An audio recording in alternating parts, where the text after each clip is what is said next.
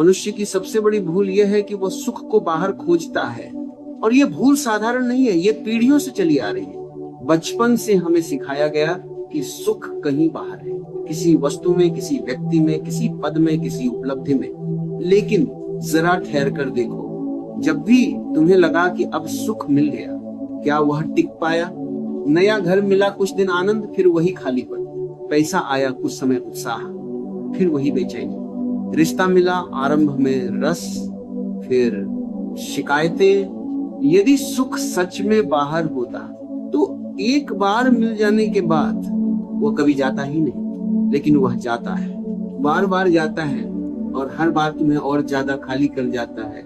इसका अर्थ साफ है, सुख बाहर है ही नहीं। लेकिन मन इस सच्चाई को मानने से डरता है, क्योंकि बाहर खोजने में आशा बनी रहती है और भीतर देखने में सिर्फ तुम बचते हो, बिना किसी सहारे के।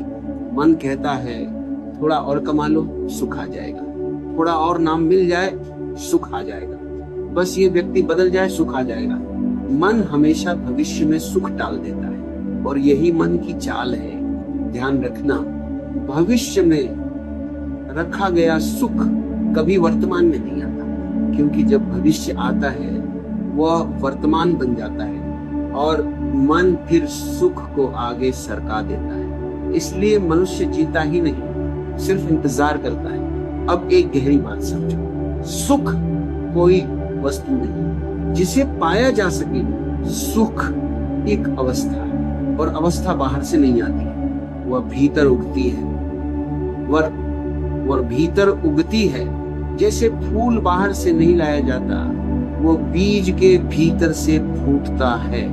लेकिन मनुष्य ने अपने भीतर झांकना ही छोड़ दिया है। भीतर जाना उसे डराता है, क्योंकि भीतर न कोई भूमिका है, न कोई पहचान, न कोई प्रशंसा।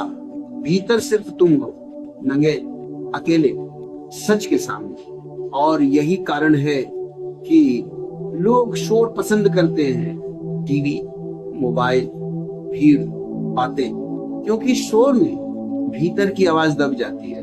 लेकिन सुख शोर में नहीं आता, सुख मौन में उतरता है। जब पहली बार कोई व्यक्ति सच में मौन होता है तो वह घबरा जाता है, क्योंकि मौन में वह सब उभर आता है जिसे उसने दबा रखा था। डर, असंतोष, अधूरी इच्छाएं, पुराने घाव। और व्यक्ति सोचता है यह मौन गलत है। नहीं, मौन गलत नहीं है, मौन दर्पण है, और दर्पण हमेशा सच दिखाता है। मनुष्य दर्पण नहीं चाहता, वह सजावट चाहता है। लेकिन सुख सजावट से नहीं आता। सुख तब आता है जब तुम अपने आप को जैसा हो वैसा स्वीकार कर लेते हो। ध्यान रखना, स्वीकार करना हार नहीं है, स्वीकार करना सबसे बड़ी क्रांति है। जिस दिन तुमने कहा मैं जैसा हूं ठीक हूं, उसी दिन तुम पहली बार भीतर लौटे। और भीतर लौटना तीर्थ यात्रा से बड़ा है, क्योंकि बाहर की यात्रा थका देती है, भीतर की यात्रा विश्राम देती है। लेकिन मन फिर बीच में आएगा, वह कहेगा ये सब व्यर्थ है, इससे क्या मिलेगा। मन हमेशा लाभ पूछता है, लेकिन सुख लाभ की भाषा नहीं समझता। सुख तो तब आता है जब तुम बिना कारण जीने लगते हो, जब तुम्हें खुश होने के लिए कोई वजह नहीं चाहिए। देखो बच्चों को, वे बिना वजह हंसते हैं, और यही कारण है कि वे जीवित लगते हैं। फिर हम बड़े होते हैं और हंसने से पहले कारण ढूंढते हैं, और धीरे धीरे हंसना ही भूल जाते हैं। सुख कोई लक्ष्य नहीं, सुख परिणाम भी नहीं है। सुख तो सही ढंग से जीने की खुशबू है। जब जीवन सही बहता है तो सुख अपने आप पीछे पीछे आता है। लेकिन तुम उल्टा कर रहे हो, तुम सुख के पीछे भाग रहे हो और जीवन छूट रहा है। अब इस एक वाक्य को दिल में उतारो। सुख बाहर नहीं बढ़ता, सुख भीतर गहराता है। लेकिन भीतर गहराने के लिए तुम्हें रुकना होगा। भागते हुए कोई गहराई नहीं मिलती। भीतर जाने का पहला द्वार बहुत साधारण है, इतना साधारण कि मन उसे महत्व ही नहीं देता। वह द्वार है साक्षी होना। लेकिन मन पूछता है इससे क्या होगा, इससे सुख कैसे मिलेगा। यही मन की पुरानी आदत है, वो हर चीज को परिणाम से तौलता है। साक्षी होना कोई क्रिया नहीं है, ये कोई साधना नहीं है जिसे करके कुछ पाया जाए। ये तो बस देखने की कला है, जैसे आकाश बादलों को देखता है, बिना रोक टोक, बिना निर्णय। लेकिन मन आकाश नहीं बनना चाहता, वो बादल बनकर ही जीना चाहता है। मन कहता है ये विचार अच्छा है, ये बुरा है, ये मेरा है, ये पराया है। और जैसे ही निर्णय आया वैसे ही तुम भीतर से बाहर गिर गए। साक्षी होने का अर्थ है जो भी चल रहा है उससे होने देना। क्रोध आए देखो, लोभ उठे देखो, डर उभरे देखो, कुछ बदलने की चेष्टा मत करो। मन तुरंत कहेगा यदि मैंने क्रोध को देखा और रोका नहीं तो वह बढ़ जाएगा। ये डर झूठा है। क्रोध तब बढ़ता है जब तुम उससे लड़ते हो या जब तुम उसे दबाते हो।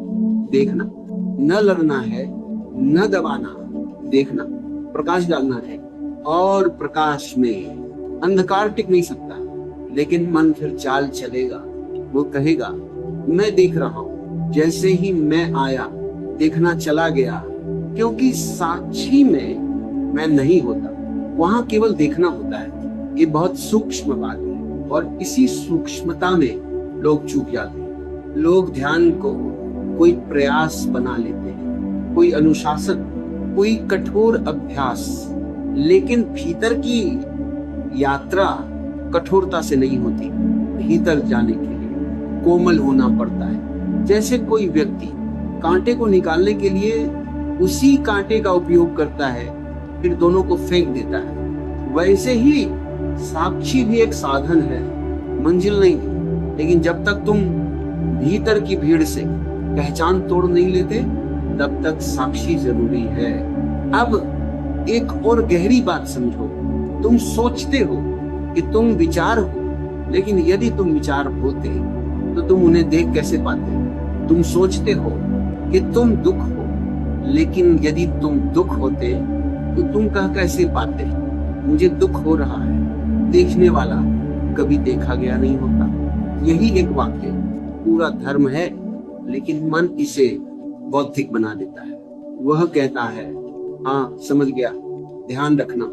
समझ जाना अनुभव नहीं है, और बिना अनुभव कोई परिवर्तन नहीं होता। तुम वर्षों से समझ ही रहे हो, लेकिन जीवन वहीं का वहीं है, क्योंकि तुम समझ में जी रहे हो, अनुभव में नहीं। साक्षी बनने का अर्थ है पहली बार जीवन को सीधे छूना, बिना व्याख्या के, बिना नाम के। जब भूख लगे बस भूख को महसूस करो, जब आनंद आए बस आनंद में डूब जाओ, बीच में मैं को मत लाओ। मैं आनंदित हूँ कहते ही आनंद छोटा हो जाता है। आनंद तब बड़ा होता है जब कोई उसे पकड़ने वाला न हो। मन हमेशा पकड़ना चाहता है, और जो पकड़ा गया वह मर गया। सुख को भी तुमने पकड़ने की कोशिश की, इसीलिए वह मुरझा गया। सुख तितली की तरह मुट्ठी में बंद करोगे मर जाएगी, खुला आकाश दोगे वह तुम्हारे चारों ओर नाचेगी। भीतर जाने का डर असल में खो जाने का डर है। मन डरता है यदि मैं साक्षी बन गया तो मैं कौन रहूंगा। यही डर अहम का डर है, और अहम सुख का सबसे बड़ा शत्रु है। अहम हमेशा कहता है मैं अलग हूँ, मैं विशेष हूँ, मैं कुछ बनूंगा। लेकिन भीतर कोई विशेष नहीं होता। भीतर सब मौन है, समान है, शून्य है, और यही शून्य भरा हुआ है, खाली नहीं। लोग शून्य से डरते हैं क्योंकि वे सोचते हैं वहां कुछ नहीं होगा। लेकिन जिन्होंने भीतर का शून्य चखा है वे जानते हैं वहीं से असीम आनंद बहता है, क्योंकि शून्य में कोई तनाव नहीं, कोई तुलना नहीं, कोई दौड़ नहीं। सुख तनाव में नहीं टिकता। सुख तभी आता है जब तुम अपने ऊपर कुछ साबित करने का बाहर गिरा देते हो। अगले भाग में मैं तुम्हें दिखाऊंगा कि कैसे हमारी आदतें, हमारे संस्कार और हमारा तथाकथित चरित्र हमें भीतर जाने से रोकता है, और कैसे उन्हें तोड़े बिना साक्षी भी सिर्फ शब्द बनकर रह जाता है। अब एक ऐसी बात की ओर बढ़ते हैं जिसे सुनते ही अधिकतर लोग असहज हो जाते हैं, क्योंकि यह बात तुम्हारी सबसे प्रिय चीज पर चोट करती है, तुम्हारे चरित्र पर। तुम सोचते हो कि तुम्हारा चरित्र तुम्हारी सबसे बड़ी पूंजी है, लेकिन भीतर की यात्रा में यही चरित्र सबसे बड़ा बोझ बन जाता है। चरित्र का अर्थ क्या है? बस आदतों का संग्रह, समाज द्वारा सिखाई गई प्रतिक्रियाएं, क्या सही है क्या गलत है, यह तय कर देने वाले नियम, और नियमों से बंधा हुआ व्यक्ति कभी मुक्त नहीं हो सकता। समाज चाहता है तुम अच्छे दिखो, धार्मिक देखो, नैतिक देखो, लेकिन समाज ये नहीं चाहता कि तुम जागो, क्योंकि जागा हुआ व्यक्ति नियंत्रण में नहीं रहता। ध्यान रखना, चरित्र समाज के लिए होता है, चेतना स्वयं के लिए। लेकिन तुमने दोनों को गड़बड़ा दिया है। तुम चरित्र को चेतना समझ बैठे हो, और इसलिए तुम भीतर नहीं जा पाते, क्योंकि भीतर कोई नियम नहीं, कोई चाहिए नहीं, भीतर तो सब कुछ जैसा है वैसा स्वीकार है। अब देखो, जब क्रोध उठता है तुम तुरंत कहते हो यह गलत है। ये कहना तुम्हें अच्छा इंसान बना सकता है, लेकिन जागरूक नहीं, क्योंकि तुमने क्रोध को देखा नहीं, तुमने उसे जज किया। और जजमेंट साक्षी का दुश्मन है। साक्षी कहता है जैसे क्रोध है, चरित्र कहता है क्रोध नहीं होना चाहिए, और यहीं से भीतर जाने का रास्ता बंद हो जाता है, क्योंकि भीतर होना चाहिए नाम की कोई चीज नहीं, भीतर सिर्फ है। समझो इसे एक गहरे उदाहरण से। तुम झील के किनारे खड़े हो, पानी में कीचड़ है। यदि तुम कहो ये कीचड़ नहीं होना चाहिए और पानी को हिलाने लगो तो कीचड़ और फैल जाएगा, लेकिन यदि तुम कुछ न करो, बस देखो, तो कीचड़ अपने आप बैठ जाएगा। मन की झील भी ऐसी ही, तुम जितना उसे सुधारने की कोशिश करते हो वह उतनी गंदी होती जाती है, और फिर तुम कहते हो ध्यान काम नहीं कर रहा। ध्यान काम नहीं करता क्योंकि तुम उसे काम बनाना चाहते हो। अब एक और गहरी परत खोलते हैं। तुम्हारी सारी पहचान बीते हुए कल से बनी है। तुम कहते हो मैं ऐसा हूँ, मैं वैसा हूँ, लेकिन ये मैं कौन है? बस स्मृतियों का ढेर, अनुभवों की परतें, और स्मृति कभी जीवित नहीं होती, लेकिन तुम मृत स्मृति से वर्तमान को जी रहे हो, और फिर पूछते हो आनंद क्यों नहीं? आनंद स्मृति में नहीं होता, आनंद सिर्फ इसी क्षण में। लेकिन तुम इस क्षण में होते ही नहीं। शरीर यहाँ है, मन कहीं और जहाँ मन है वही दुख है। अब ध्यान दो, जब तुम पूरी तरह इस क्षण में होते हो तो दुख गायब हो जाता है। इसलिए नहीं कि तुमने उसे भगाया, बल्कि इसलिए कि तुमने उसे ईंधन देना बंद कर दिया। दुख भविष्य और अतीत में जीता है, वर्तमान में वह टिक नहीं पाता। अब लेकिन वर्तमान में ठहरना साहस मांगता है, क्योंकि वर्तमान में कोई कहानी नहीं, कोई बहाना नहीं। वर्तमान में तुम हो पूरी जिम्मेदारी के साथ, और मन जिम्मेदारी से डरता है। वह कहता है किसी और को दोष दो, परिस्थितियों को दोष दो, लेकिन भीतर की यात्रा में कोई दोष नहीं। वहां सिर्फ समझ है, और समझ क्रांति है। जब तुम अपने दुख को पूरी तरह समझ लेते हो तो वह अपने आप गिर जाता है। ध्यान रखना, गिरता है, हटाया नहीं जाता।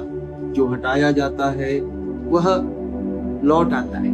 जो समझ से गिरता है वह सदा के लिए जाता है। अब अंतिम बात इस भाग की, तुम सोचते हो कि सुख कुछ जोड़ने से आएगा, अधिक ध्यान, अधिक साधना, अधिक ज्ञान, लेकिन सुख जोड़ने से नहीं, घटाने से आता है। जितना कम तुम अपने ऊपर ढोते हो उतना हल्के हो, और हल्कापन सुख की पहली शर्त है। अहम गिराओ, पहचान ढीली करो, चरित्र को थोड़ा किनारे रखो और बस जागरूक रहो। कुछ बनने की कोशिश मत करो, कहीं पहुंचने की जल्दी मत करो, क्योंकि जहां पहुंचना है वह तुम पहले से हो। अब प्रश्न ये नहीं है कि भीतर सुख है या नहीं, अब प्रश्न ये है क्या तुम उसे जी सकते हो, क्योंकि जान लेना आसान है, समझ लेना उससे भी आसान, लेकिन जी लेना सबसे कठिन है। क्योंकि जीने का अर्थ है पुराने डरों को छोड़ देना। तुमने अब तक सुख को एक निजी अनुभव समझा, मेरा सुख, मेरी शांति, लेकिन भीतर उतरते ही ये भ्रम टूट जाता है।